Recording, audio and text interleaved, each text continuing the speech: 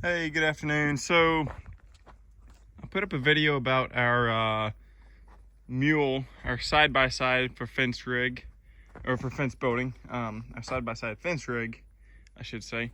This is our four-wheeler. We've got one place in particular that is just constantly saturated with water, and you can't get anything in here without getting stuck. This is kind of the only thing that'll make it work, so we can still build and move cows, build their fence, keep them rotating. So this is a Honda Rincon, I think it's a 680. I could be completely wrong on that, but I think it's a 680. It's pretty good little four-wheeler. Quite a few quirks that we've been working out. The main thing, as with any vehicle that we have for fencing or for checking cows even, is we put that poly dropper on it. Again, it's a piece of 1-inch PVC on the inside with 1.25 inch poly pipe on the outside, and that runs the full length of the four-wheeler all the way back to the rear axle. You can see where it attaches right there on the back side of the ball. We have our poly dropper in the front. This is kind of a cheap setup, but it works. We have a couple of mineral tubs laid on their sides, notched out, and you can fit a pretty good amount of post in there. Again, right here, same design as the other one. This is a reel holder for fencing. Your Gallagher reel. O'Brien reels also work in here. Quite a few of them do, but it just sits right in here inside of this notch, keeps it from falling out, and when it's not in use, it comes back and locks closed right here so that it can't open and it won't rattle.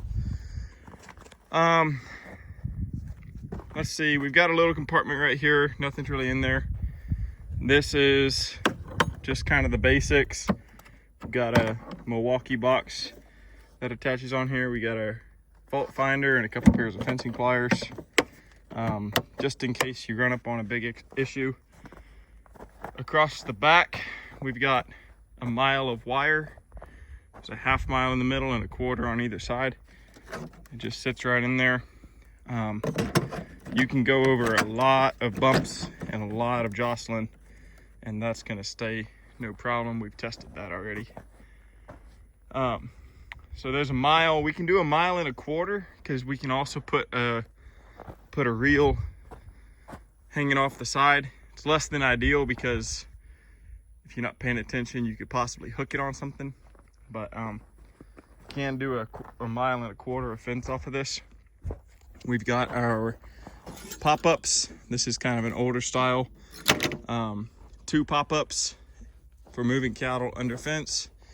2 spring gates for throwing up temporary gates. Usually we take these with us. This is why we only have 2.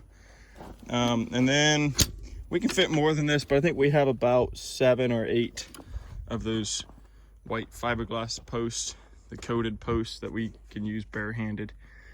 The only downside to this is you always have to climb on and off the left side, but then again, any horse you ever ride, you climb on and off the left side, so it's not too bad. It's a pretty stout machine. Really hard to get this thing stuck with those tires. I'm not gonna say impossible, but pretty hard. These racks, this front one flips forward so that you can get underneath of it, and then this bottom one, if we need to, there's a wing nut right here, and you just unscrew this and that whole rack unhooks and pulls off just with one wing nut. Really simple. Again, we can build 1 mile of fence off of this, and 1 mile of fence at a time, and then we can go refill it. So 1 mile of poly wire is a pretty good amount of poly wire to hold around. In our scenario, usually we build 1/4 mile stretches at a time or less.